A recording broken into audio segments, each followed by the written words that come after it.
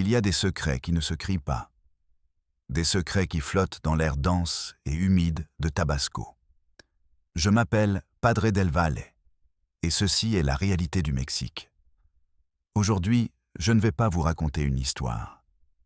Je vais vous ouvrir une blessure qui ne s'est jamais refermée. Une blessure au cœur d'un village appelé Agua Escondida.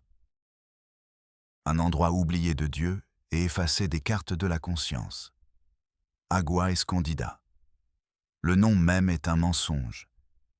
Il n'y a pas d'eau propre là-bas. Seulement de la boue. De la boue qui colle aux bottes, aux murs, aux âmes. Dans ce village, au bout d'un chemin de terre envahi par les mauvaises herbes, il y avait une maison. Non, ce n'était pas une maison. C'était une tombe en béton et en tôle. Une tombe pour les vivants. C'est là que vivait la famille Velasco. Une famille dont le nom était murmuré avec un mélange de peur et de pitié. Un secret de polichinelle. Le pire des secrets. Celui que tout le monde connaissait, mais que personne n'osait prononcer à voix haute. Car le nommer, c'était le rendre réel. C'était admettre que l'enfer n'était pas sous terre. Il était là, à quelques mètres, mijotant lentement sous le soleil implacable de Tabasco. Avant de continuer, j'aimerais te demander quelque chose. Si tu penses que cette histoire doit être entendue, abonne-toi. Non pas pour augmenter un chiffre sur un écran, mais pour donner la parole à ceux qui vivent dans un silence forcé. Pour qu'aucune vérité, aussi monstrueuse soit-elle, ne reste enfouie sous la boue de l'indifférence. Votre abonnement est un cri au milieu de ce silence. Revenons maintenant à la maison des Velasco. Ah. De l'extérieur, on ne voyait que des vêtements étendus. Des vêtements d'enfants. Beaucoup de vêtements d'enfants. Trop. Les voisins comptèrent les vêtements comme on compte les jours avant une catastrophe annoncée. Et les enfants? Les enfants sortaient peu. Quand ils le faisaient, ils marchaient les yeux rivés au sol. Comme si le poids du ciel était trop lourd pour leurs petites épaules. Ils avaient mal les mêmes yeux. La même forme de bouche. La même tristesse héréditaire. Le secret était celui-ci. Et je ne le dirai qu'une seule fois, avec toute la clarté de l'horreur. Dans la famille Velasco, les frères aînés faisaient des enfants à leurs propres sœurs. Des filles qui donnaient naissance à leurs neveux. Des neveux qui étaient leurs enfants. Des enfants qui naissaient avec les yeux de leurs oncles. Et tout le monde le savait. Le maître de l'école rurale le savait. Il voyait la confusion et la peur dans les cahiers tachés de larmes. Le médecin du dispensaire le savait. Il assistait à des naissances tenues à l'écart. Concernant des jeunes de 13 ans qui disaient avoir trébuché. Le policier de la commune en avait connaissance. Il recevait des appels anonymes qui s'interrompaient en plein milieu. Le prêtre du village le savait aussi. Tout le monde le savait, et personne ne faisait rien. Le silence était un pacte de lâcheté, un pacte de convenance. Car remuer la boue des Velasco, c'était risquer de la faire éclabousser tout le village. Ses propres misères, ses propres secrets gardés sous clé. Cette histoire ne concerne pas seulement une famille brisée. Elle concerne un village qui a choisi l'aveuglement. Elle concerne un système qui a transformé la tragédie en une formalité bureaucratique. En un dossier qui se perd dans des archives poussiéreuses. C'est l'histoire de la manière dont la machine judiciaire, au lieu de protéger, se contente de classer l'horreur, de l'archiver, et attend qu'elle soit oubliée.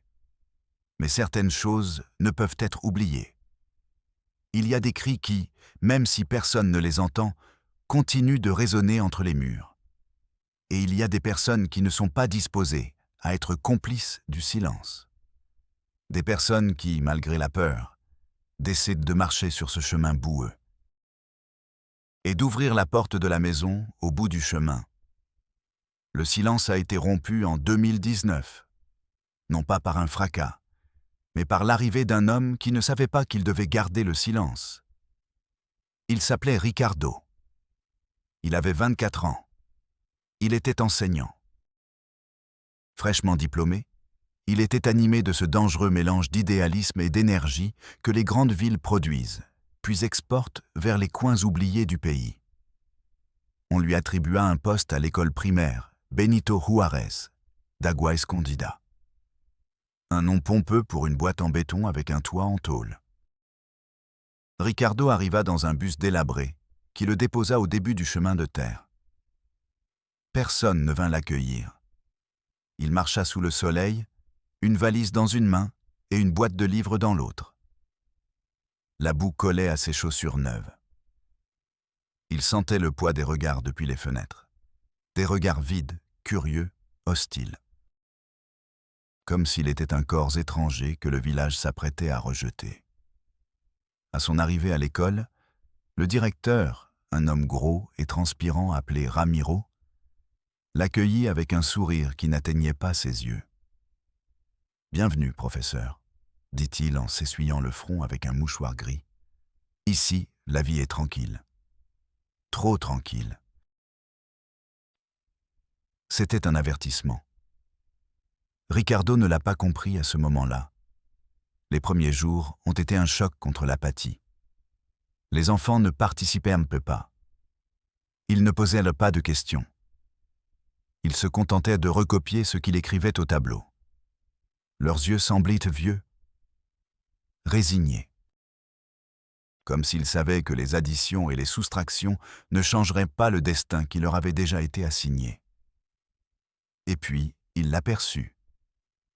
Ana Velasco. Elle était en 4e année, mais son corps était celui d'une enfant de 2e année. Petite, fragile et silencieuse. Un silence différent de celui des autres. Celui des autres était de l'ennui. Le sien était de la terreur. Ricardo essaya de s'approcher d'elle. Il lui posait des questions simples. Elle se contentait d'acquiescer ou de secouer la tête. Ses yeux, deux puits sombres, ne croisaient jamais les siens. Il restait toujours fixé sur un point du mur. Ou sur ses propres mains, qui tremblaient sur le bureau. Un jour, pendant le cours d'art plastique, il leur demanda de dessiner leur famille. Les autres enfants dessinèrent des bonhommes souriants sous un soleil jaune. Ana laissa sa feuille blanche. Pendant une demi-heure, elle se contenta de tenir son crayon noir au-dessus du papier, sans bouger. Comme si le simple fait de tracer une ligne allait déclencher l'apocalypse. Ricardo s'agenouilla à côté d'elle. « Tu ne veux pas dessiner, Ana ?» lui murmura-t-il. Elle ne répondit pas. Mais une larme solitaire roula sur sa joue et tomba sur la feuille blanche, créant une tache grise et triste. Le cœur de Ricardo se serra. Quelque chose n'allait pas.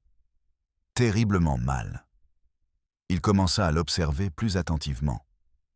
Il remarqua les ecchymoses sur ses bras, de petites lunes violettes qu'elle essayait de cacher sous les manches longues de son pull, malgré la chaleur étouffante. Quand il lui posait la question, la réponse était toujours la même. « Je suis tombé, professeur. » Il remarqua la panique dans ses yeux, lorsque son frère aîné, un adolescent bourru et corpulent nommé Javier, venait la chercher à la sortie. Javier n'entrait pas dans l'école. Il se tenait simplement à la porte et l'appelait en sifflant. Le même sifflement que celui utilisé pour appeler un chien. Et Ana sursautait, ramassait ses affaires maladroitement et courait vers lui, sans dire au revoir. Ricardo décida de parler au directeur. Il lui parle des bleus, du silence, de la peur. Ramiro soupira, s'adossa à sa chaise qui craqua sous son poids. « Professeur, » dit-il d'un ton las, « ce sont les Velasco. Ils sont compliqués. Ils vivent dans leur propre monde. Mieux vaut ne pas s'en mêler. » « Mais c'est une enfant, » insista Ricardo. « C'est notre élève. Nous devons faire quelque chose. » Le directeur le regarda fixement. Son sourire factice avait disparu. « Vous êtes nouveau ici, » dit-il d'un ton glacial. « Vous ne comprenez pas comment les choses fonctionnent. Ici, il vaut mieux ne pas remuer l'eau stagnante, parce qu'elle pue. » Ricardo sentit un frisson le parcourir. C'était le premier obstacle. Solide. Infranchissable. Il tente sa chance auprès des autres enseignants. Il reçut des regards compatissants, des haussements d'épaules. Ça a toujours été comme ça. Ne te cherche pas des ennuis. Cette famille est maudite. Le deuxième mur, le troisième, le quatrième. Tout le village était une forteresse de silence. Et lui était à l'extérieur. Seul.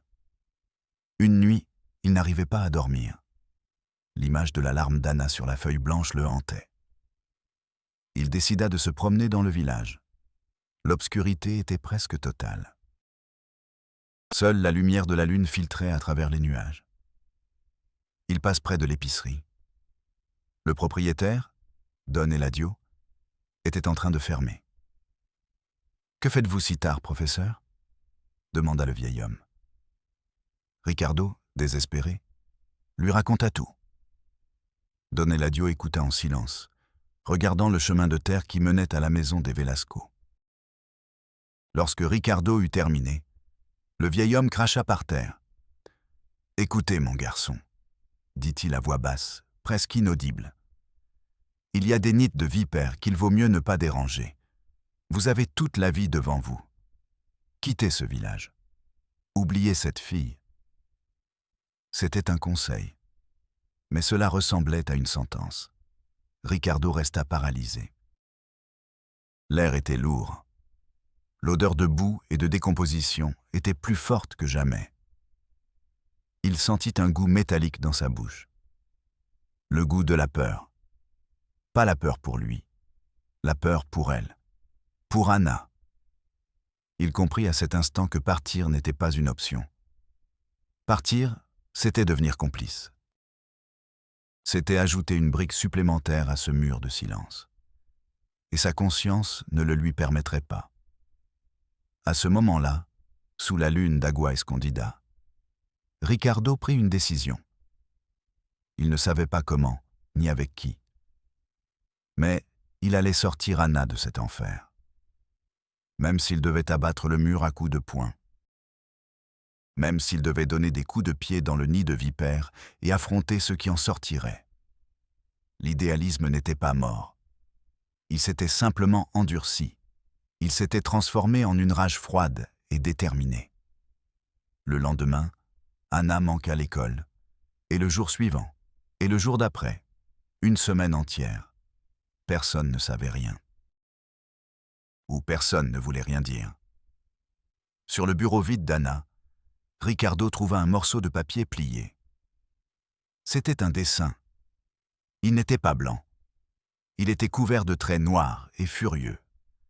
De grandes figures menaçantes entouraient une petite silhouette. Il n'y avait pas de visage, seulement des yeux. Beaucoup d'yeux. Et des mains. Des mains qui sortaient de partout. Ricardo eut l'impression de manquer d'air. Ses propres mains se mirent à trembler, froissant le papier. Le dessin n'était pas une fantaisie. C'était un témoignage. Un appel à l'aide dessiné au crayon noir. Il n'y avait plus aucun doute. Il n'y avait plus de temps pour la prudence. Il mit le dessin dans sa poche. Le papier semblait lourd, comme une pierre. Il quitta l'école sans dire où il allait. Il marcha d'un pas ferme, laissant derrière lui l'apathie du village. Il se dirigeait vers le chef-lieu, vers le bureau du ministère public. Il allait rompre le pacte.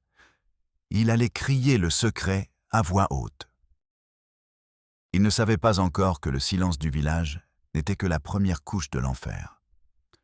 Qu'en dessous, il existait un silence beaucoup plus profond et cruel.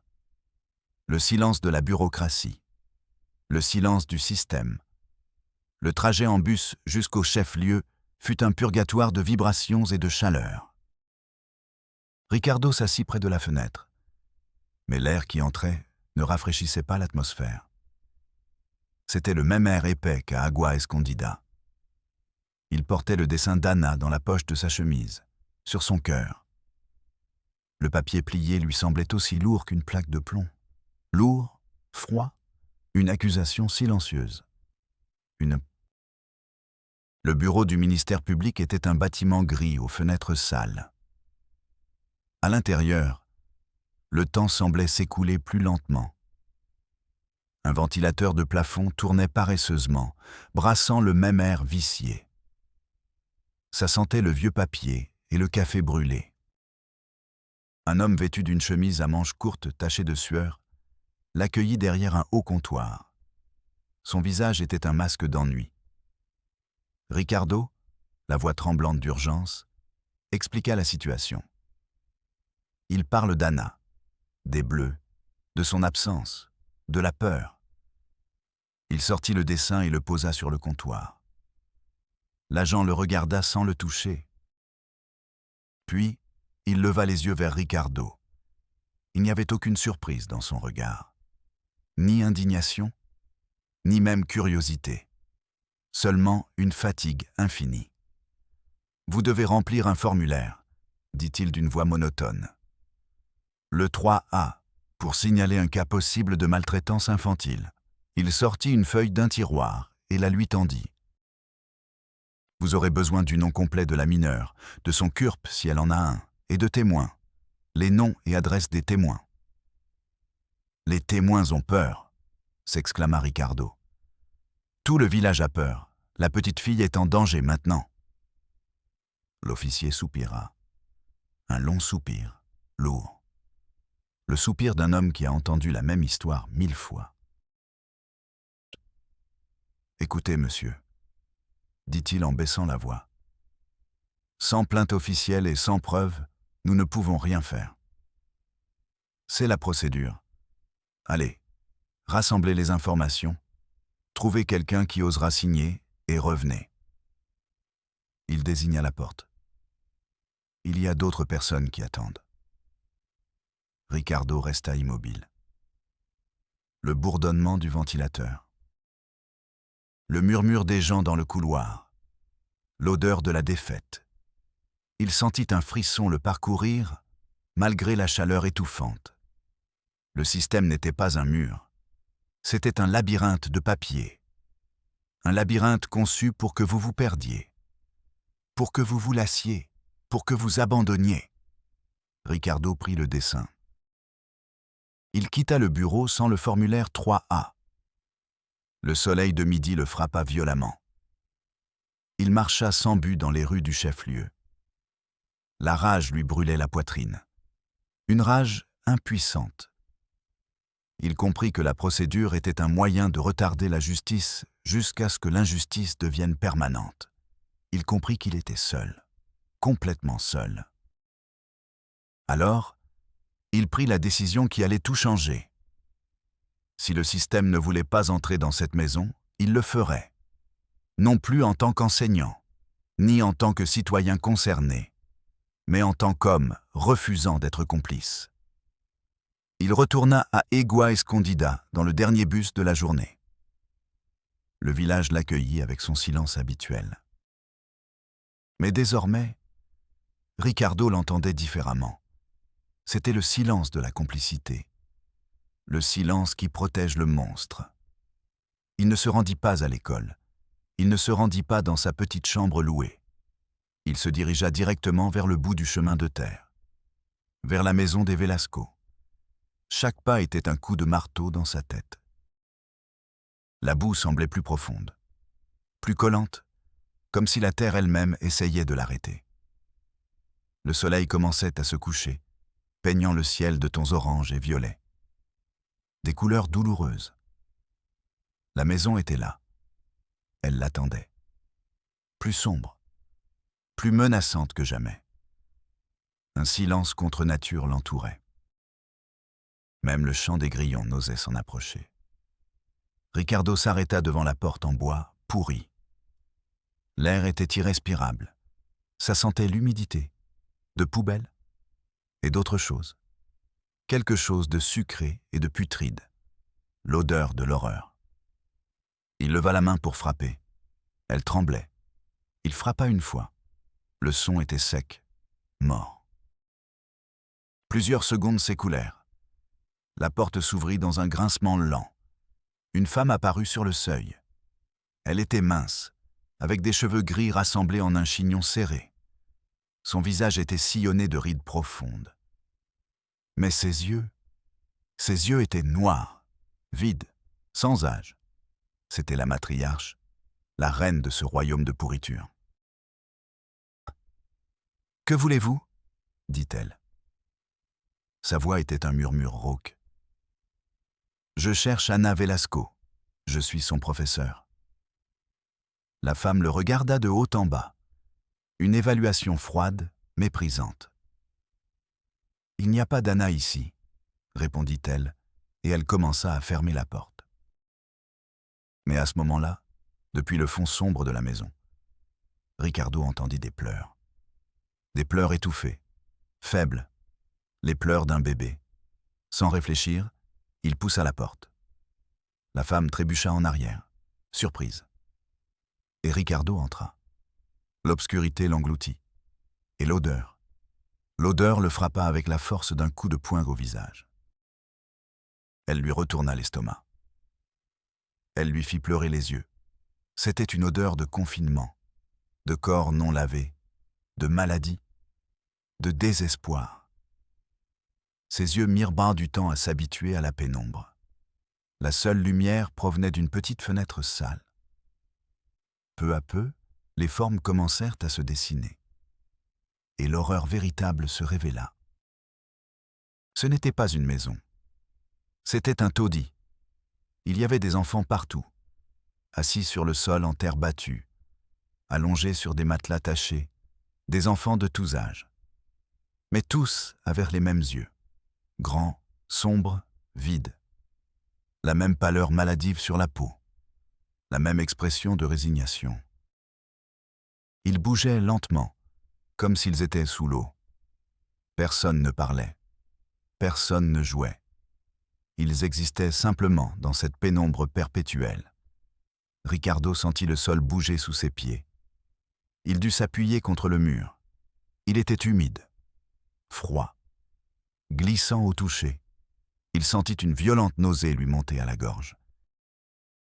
Il vit une fille qui ne devait pas avoir plus de 15 ans, berçant un bébé dans ses bras. Son regard était perdu dans le vide. Le bébé ne pleurait pas. Il ne poussait que de petits gémissements. Sa peau était translucide. On pouvait voir les veines bleues sur sa tête. Plus loin, dans un coin, une autre fille, encore plus jeune. Elle était à genoux, frottant le sol avec un chiffon sale. Son ventre était bombé sous une robe usée. Elle était enceinte. Une fille enceinte nettoyant le sol dans l'obscurité. Ricardo eut l'impression de s'étouffer. L'air était trop dense pour entrer dans ses poumons. Une sueur froide lui coula dans le dos. Il voulait crier. Il voulait courir. Il voulait tout incendier. Mais ses pieds étaient cloués au sol. Et puis, il la vit, Anna. Elle était recroquevillée dans un coin, loin des autres. Elle serrait ses genoux dans ses bras. Elle se balançait, d'avant en arrière, d'avant en arrière, avec un mouvement rythmique, hypnotique. Elle était beaucoup plus maigre. Sa peau avait une teinte grisâtre.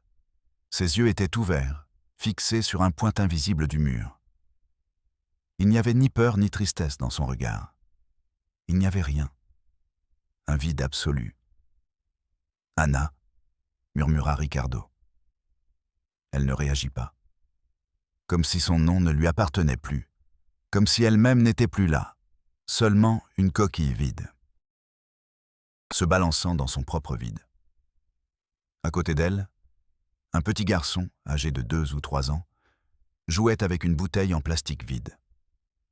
L'enfant leva les yeux vers Ricardo, et le professeur sentit son âme se briser en deux.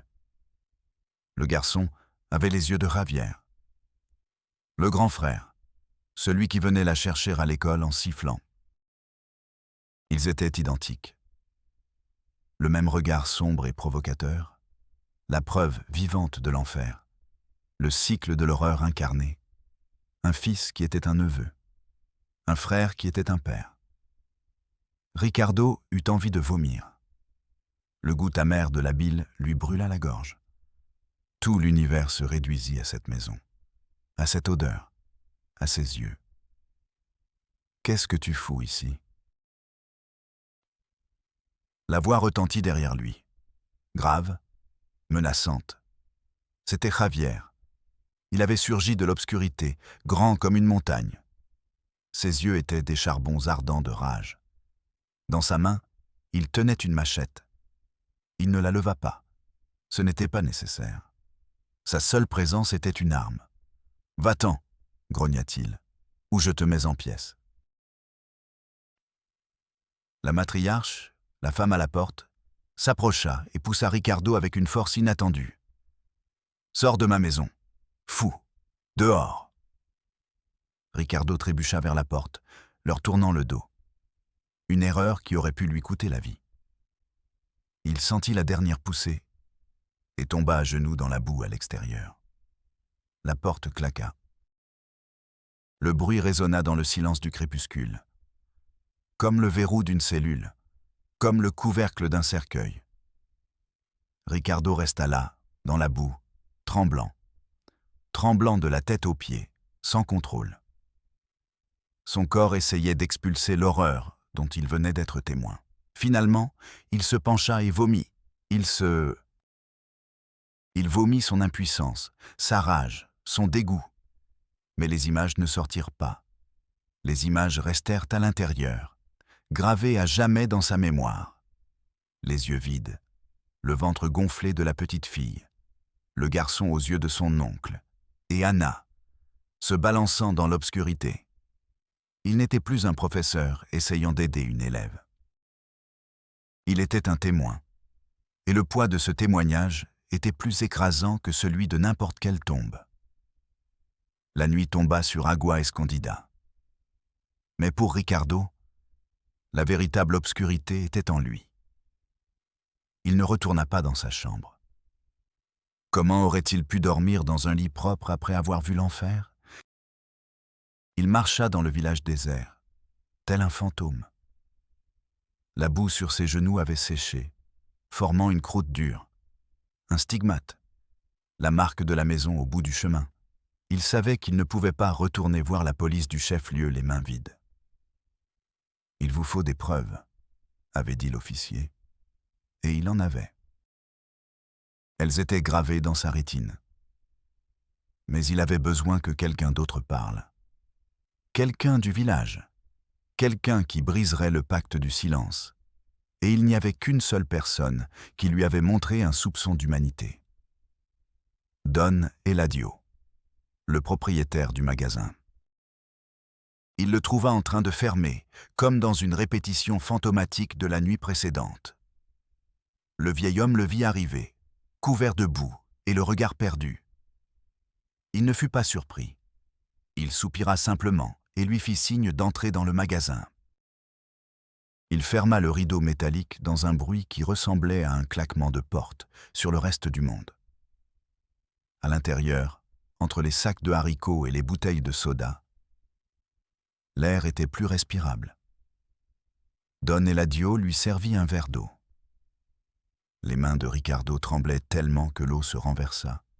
« C'était vous, n'est-ce pas ?» demanda le vieil homme à voix basse. Ricardo se contenta d'acquiescer. Il était incapable de parler. « Jeune imprudent !» murmura Don Eladio en secouant la tête. « Vous auriez pu mourir là-dedans. » Il s'assit sur un banc en bois, en face de Ricardo. Le silence s'éternisa.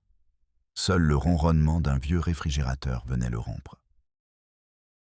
« Vous voulez savoir ?» dit finalement le vieil homme. « Vous voulez comprendre. » Ce n'était pas une question. Ricardo leva les yeux. Son regard était suppliant. Et Don Eladio, vaincu par le poids de décennies de silence, se mit à parler. Chaque mot était une pierre qu'il retirait de sa conscience. L'histoire des Velasco n'a pas commencé par l'horreur. Elle a commencé par l'abandon. Il y a plus de 40 ans.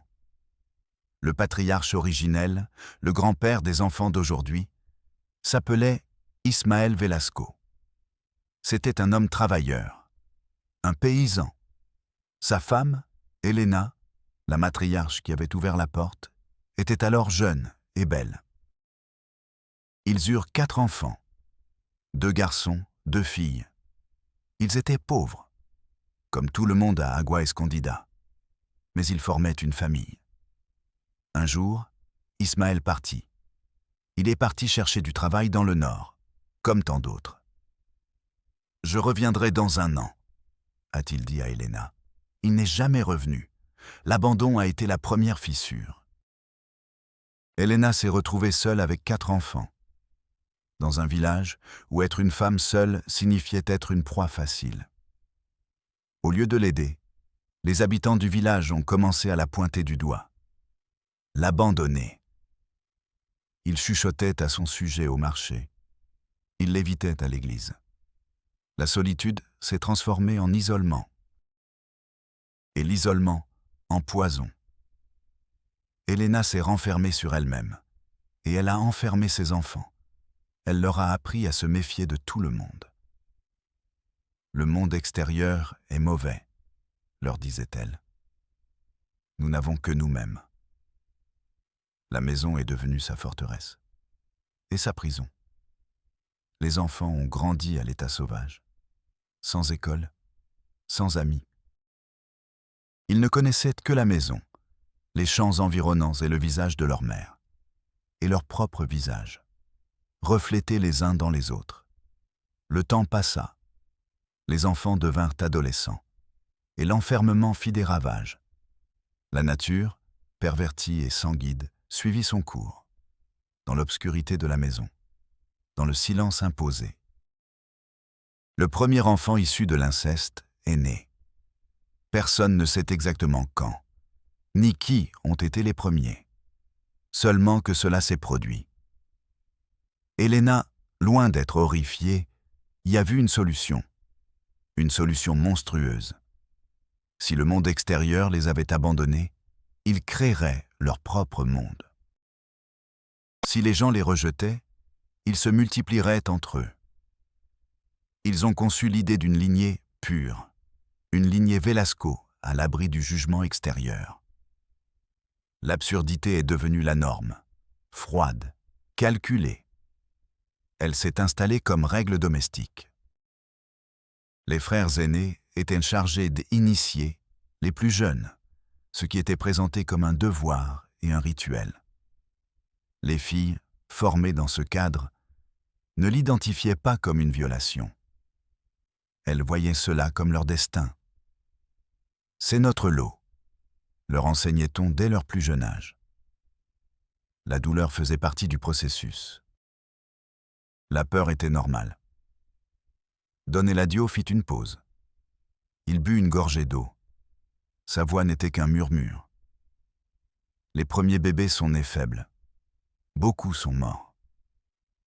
Elena les enterrait dans le jardin derrière la maison. La nuit. Elle disait que la terre réclamait ceux qui n'étaient pas assez forts. Ricardo ferma les yeux. L'image d'un jardin rempli de petites tombes anonymes lui brûlait l'esprit. L'horreur avait plusieurs couches. Des couches et des couches d'obscurité. Ceux qui survivaient, poursuivit le vieil homme, grandissaient dans la même logique. Il n'y avait ni père ni mère, ni oncle ni neveu, seulement la famille. Une masse indifférenciée de corps et de sang partagés. Les hommes partaient travailler au champ. Les femmes restaient à la maison, pour s'occuper des enfants et pour avoir d'autres enfants. Le cycle, la machine de l'horreur, parfaitement huilée. « Et le village » murmura Ricardo. « Personne n'a rien vu » Don Eladio eut un rire amer. Sans joie. Bien sûr que nous avons vu. Nous avons vu les ventres s'arrondir. Nous avons entendu les pleurs des nouveau-nés. Au début, certains ont essayé de faire quelque chose. Une fois, le vieux prêtre est allé parler à Helena. Il est sorti de la maison pâle comme un mort et n'a plus jamais abordé le sujet. Une autre fois, un groupe de femmes est allé lui demander d'envoyer les enfants à l'école. Javier, qui était alors un garçon, est sorti avec sa machette. Il n'y a plus eu d'autres visites. La peur devint une habitude. Les gens apprirent à détourner le regard, à ne pas écouter, à ne pas savoir. C'est plus facile de vivre ainsi, dit Don Eladio, le regard perdu dans les sacs de haricots. C'est plus facile de faire comme si cette maison n'existait pas. Et la police? Le gouvernement? A insisté Ricardo.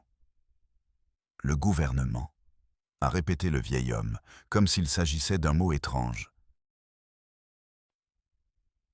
Ils viennent tous les 6 ans pour demander des votes. Ils installent une bâche avec un visage souriant et repartent.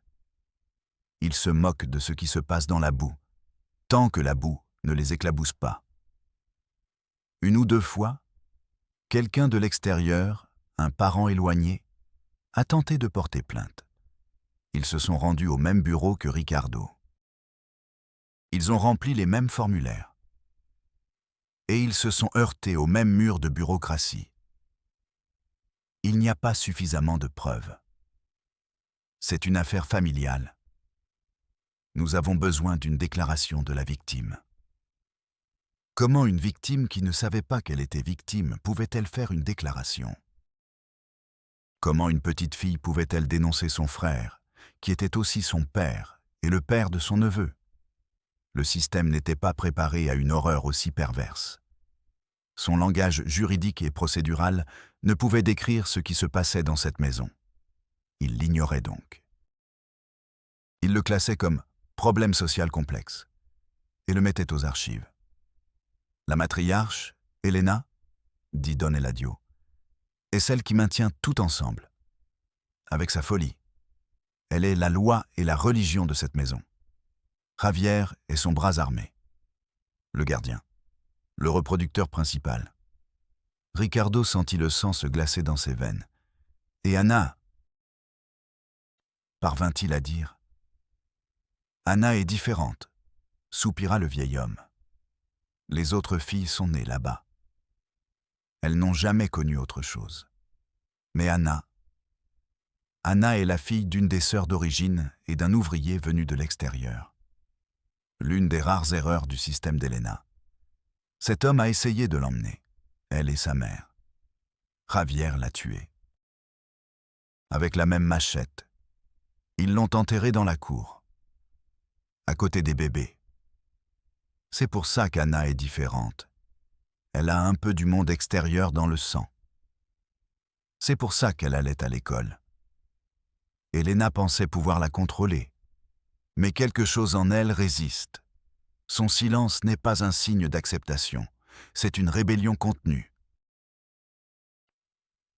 Ricardo comprit.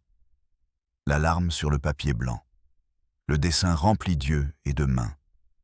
C'était le cri de cette petite partie du monde extérieur qui vivait prisonnière en elle. Un cri que personne n'avait voulu entendre. Jusqu'à présent. Le silence se fit dans la boutique. Un silence lourd. Chargé de 40 ans de vérité tue.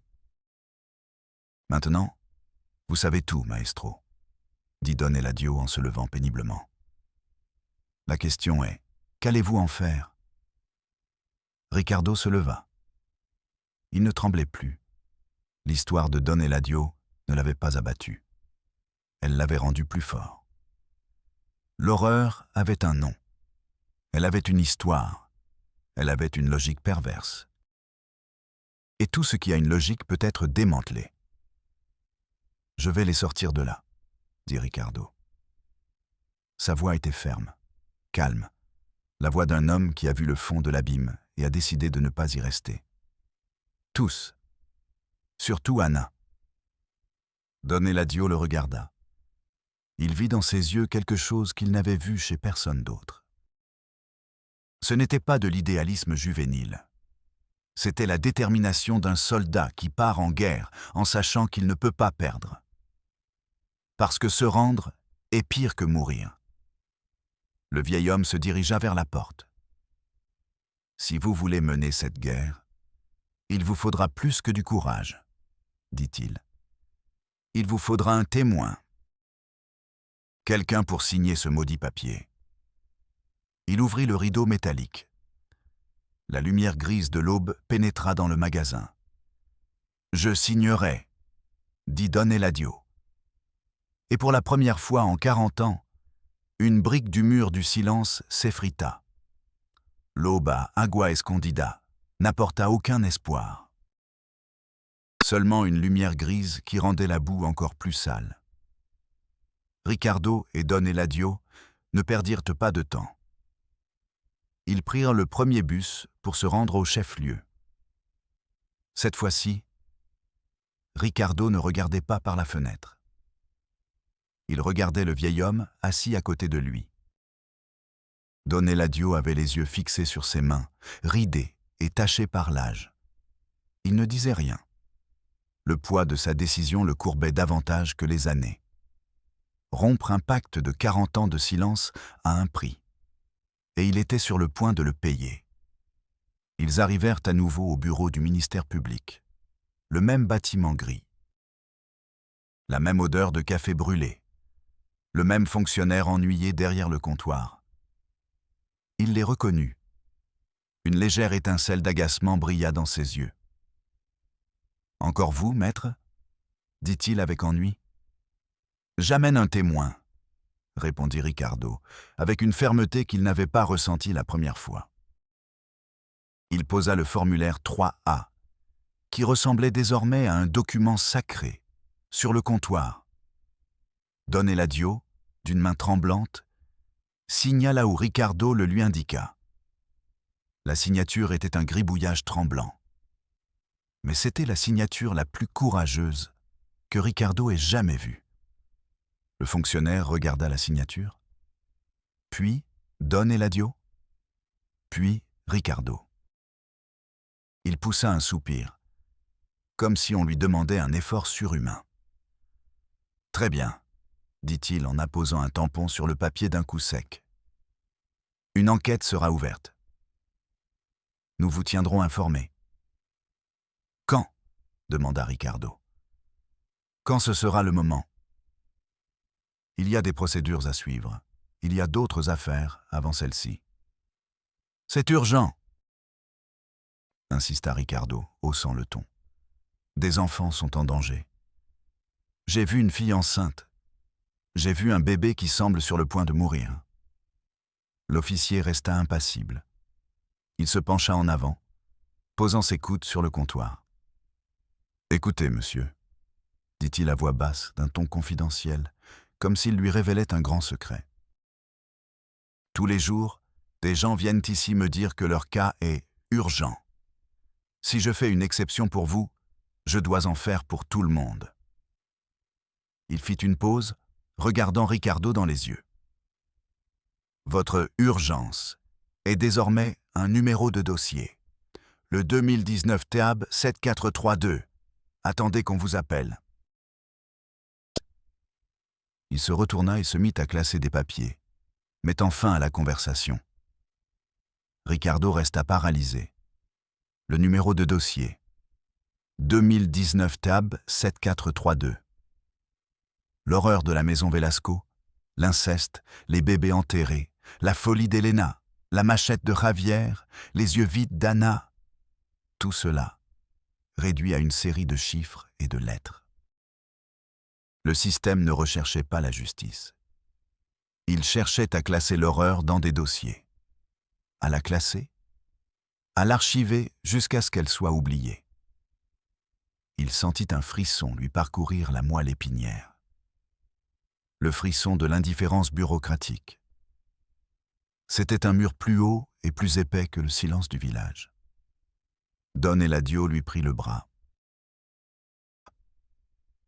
Allons-y, mon garçon. Nous avons fait ce que nous avions à faire. Ils sortirent Bâle du bureau. Le soleil était toujours là, mais Ricardo ne le sentait plus. Une semaine passa. Puis 2. Silence. Ricardo allait à l'école tous les jours, mais son esprit n'était pas là. Il regardait le bureau vide d'Anna, et la rage grandissait en lui. Une rage sourde, constante. Chaque jour, après les cours, il appelait le ministère public. La réponse était toujours la même. Votre dossier est en cours de traitement. L'agent chargé de l'affaire est occupé. Rappelez la semaine prochaine. Don Eladio a vieilli de 10 ans en 2 semaines. Les habitants du village ne lui achetaient mais plus rien. Ils passaient devant son magasin sans s'arrêter. Ils le regardaient avec mépris. Ou avec crainte. Le traître. Celui qui avait rompu le pacte. Il en payait le prix. Une nuit, quelqu'un a jeté une pierre et brisé la vitrine du magasin. À côté de la pierre, il y avait un mot. Ferme ta gueule. Ricardo savait que le temps était compté. Javier savait qu'ils avaient reparlé. La violence s'intensifiait. Désespéré, Ricardo fit appel à l'instance supérieure. Le DIF, Développement intégral de la famille. Le nom semblait prometteur. Il a pris un autre bus. Il s'est rendu dans un autre bureau. Celui-ci était différent, plus propre. Avec des affiches d'enfants souriant sur les murs. Une ironie cruelle. Il a été reçu par une assistante sociale, une jeune femme nommée Carmen. Elle semblait aimable, compréhensive. Ricardo lui a raconté toute l'histoire. Encore une fois. Il lui a montré le dossier de la plainte. Il lui parle de l'inaction du ministère public. Carmen écoutait, acquiesçait, prenait des notes. Pour la première fois, Ricardo ressentit une lueur d'espoir. « C'est terrible », dit Carmen lorsqu'il eut terminé. « C'est exactement le genre de cas dont nous devons nous occuper. Je vais en parler à mon supérieur. Nous allons immédiatement nous rendre sur place. » Ricardo faillit pleurer de soulagement. « Attendez-moi ici », dit Carmen, avant de disparaître dans un couloir. Il attendit une demi-heure. 1 heure. Son optimisme s'évanouit, remplacé par une anxiété familière. Carmen revint enfin. Son visage avait changé. Sa gentillesse avait laissé place à un masque de professionnalisme distant. Elle ne le regardait pas dans les yeux. « J'ai parlé à ma supérieure », dit-elle d'un ton soigneusement neutre. « La situation est compliquée. Étant donné qu'une enquête pénale est déjà en cours, le DIF ne peut intervenir directement tant que le ministère public ne le demande pas. » C'était un mur de plus. Un mur de juridiction et de protocole. « Mais vous ne faites rien !» s'exclama Ricardo. « Faut-il attendre qu'un de ces enfants soit retrouvé mort pour que vous agissiez ?» La question resta en suspens dans l'air du bureau. Carmen se tortilla, mal à l'aise. « Ce sont les règles, maestro. Nous ne pouvons pas passer outre la chaîne hiérarchique. Tout ce que je peux faire, c'est envoyer un courrier au ministère public pour demander qu'ils accélèrent peu l'enquête. C'est tout. » Une lettre officielle. Un autre bout de papier dans le labyrinthe. Ricardo se leva. Le goût métallique de l'échec revint dans sa bouche. « Merci pour rien, » dit-il. Et il quitta le bureau, passant devant les affiches des enfants souriants. Une moquerie, un mensonge. Dehors, il s'assit sur un banc dans le parc. Il se sentait comme une souris dans un labyrinthe, courant d'un côté à l'autre pour ne trouver que des impasses. Chaque porte qu'il frappait se refermait. Chaque main qu'il cherchait se retirait. Le système n'était pas conçu pour protéger Anna. Il était conçu pour se protéger lui-même. Sa structure, ses règles, ses procédures. Les enfants de la maison Velasco étaient une erreur dans son système. Et le système préférait ignorer l'erreur, plutôt que d'admettre que sa conception était défectueuse. Ricardo retourna à Agua Escondida ce soir-là, se sentant complètement vaincu. Le poids de la promesse qu'il avait faite à Don Eladio, « Je vais les sortir de là », l'écrasait désormais. Comment pouvait-il lutter contre un monstre sans visage? Un monstre fait de cachets, de lettres officielles, de juridictions, de phrases telles que « c'est en cours » et « cela ne nous concerne pas ». La semaine suivante, l'inévitable se produisit. Un après-midi, alors que Ricardo était dans sa chambre, il entendit du bruit dans la rue. Il sortit et vit un groupe de personnes courir vers le magasin de Don Eladio. Son cœur fit un bond. Il courut lui aussi, se frayant un chemin parmi la foule. Et il le vit. Don Eladio était étendu sur le sol, derrière son comptoir. Une mare de sang s'étendait autour de lui. Les gens regardaient. Ils murmuraient. Mais personne ne s'approchait. Ricardo s'agenouilla à ses côtés. Le vieil homme respirait encore. Faiblement. Il avait une profonde blessure à la tête. « C'est Javier », murmura quelqu'un dans la foule. Je l'ai vu s'enfuir en courant. Ricardo chercha le visage de Don Eladio. Le vieil homme ouvrit les yeux. Il le regarda. Il n'y avait ni douleur, ni peur dans son regard. Seulement une profonde et infinie tristesse. Il essaya de dire quelque chose. Seul un gargouillis de sang sortit de sa bouche. Puis, ses yeux se figèrent. Vide, il mourut là, sur le sol de sa propre boutique, entouré de gens qui avaient tout vu et n'avaient rien fait. Ricardo resta agenouillé dans le sang. Il ne ressentait plus de colère, ni de tristesse. Il ressentait un vide absolu. La mort de Don Eladio n'était pas un meurtre. C'était un message pour lui, pour le village. Voilà ce qui arrive quand on brise le silence. La police municipale est arrivée 1 heure plus tard. Elle a bouclé la zone. Elle a pris des dépositions. Tout le monde a dit la même chose. Nous n'avons rien vu.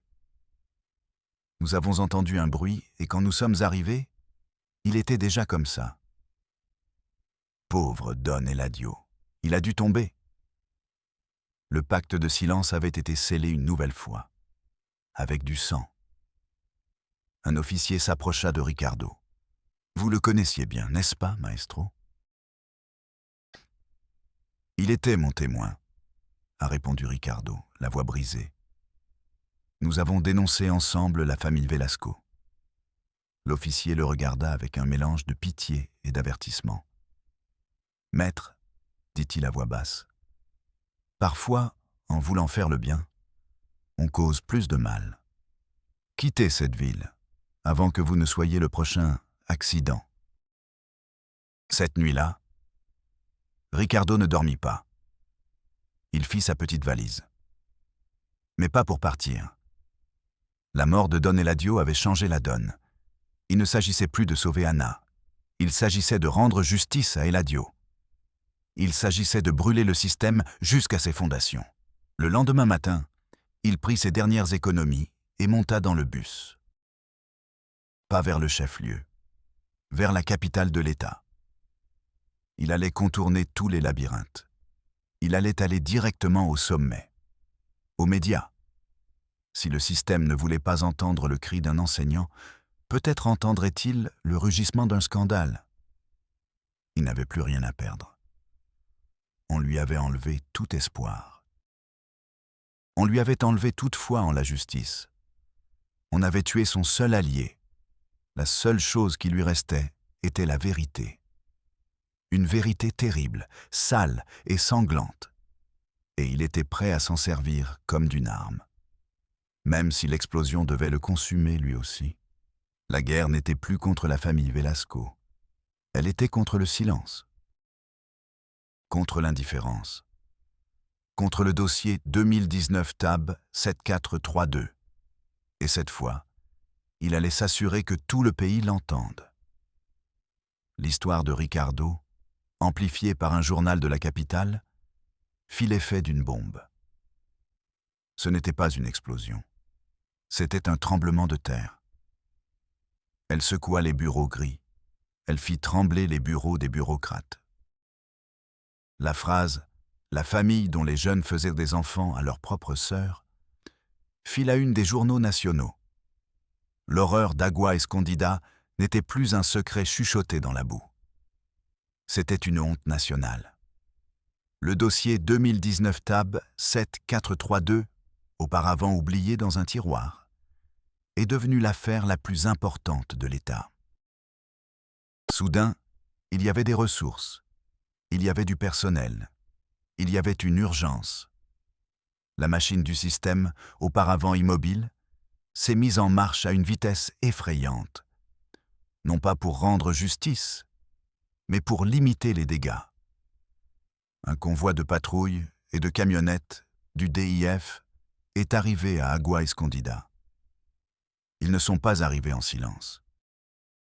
Ils sont arrivés sirènes hurlantes, une démonstration de force pour les caméras qui les suivaient. Ils ont enfoncé la porte de la maison Velasco. Ils ont fait sortir les enfants, un par un. Les enfants, clignant des yeux sous un soleil qu'ils connaissaient à peine, ressemblaient à des animaux effrayés sortant d'un terrier. Les photographes déclenchèrent leur flash. Chaque flash était une profanation de leur obscurité. Ils les ont fait monter dans les ambulances. 27 personnes. 19 d'entre eux étaient mineurs. Des filles qui étaient mères. Des garçons qui étaient à la fois oncles et frères. Un enchevêtrement de liens du sang impossibles à démêler. Javier a été arrêté. Il n'a pas résisté. Son visage, sur les photos du journal, était inexpressif. La matriarche, Elena, a été emmenée dans un hôpital psychiatrique. Elle criait que le monde extérieur les contaminait, qu'ils voulaient détruire leur lignée. Ricardo a vu les images à la télévision, dans une petite chambre d'hôtel de la capitale. Il a vu le visage d'Anna. On la faisait monter dans une ambulance. Un ambulancier lui avait mis une couverture sur les épaules. Pendant une seconde, elle a regardé la caméra. Ses yeux n'étaient plus vides. Il y avait quelque chose en eux, de la confusion, de la peur, mais aussi une petite étincelle, presque imperceptible, de quelque chose d'autre. La possibilité d'un avenir. L'intervention a été qualifiée de « succès retentissant ». Les politiciens ont donné des conférences de presse. Ils ont promis des enquêtes approfondies et toute la rigueur de la loi. On a dit que les enfants recevraient une prise en charge complète. Des mots. Juste des mots pour masquer la puanteur de 40 ans de négligence. Les enfants Velasco ont été répartis dans différents foyers d'accueil de l'État. Séparés. La seule famille qu'ils connaissaient, démantelée. Ils sont passés d'une prison de boue à une prison de protocole. Des psychologues ont essayé de leur expliquer des concepts qu'ils ne comprenaient pas. Papa, maman, frère, des mots vides de sens pour eux.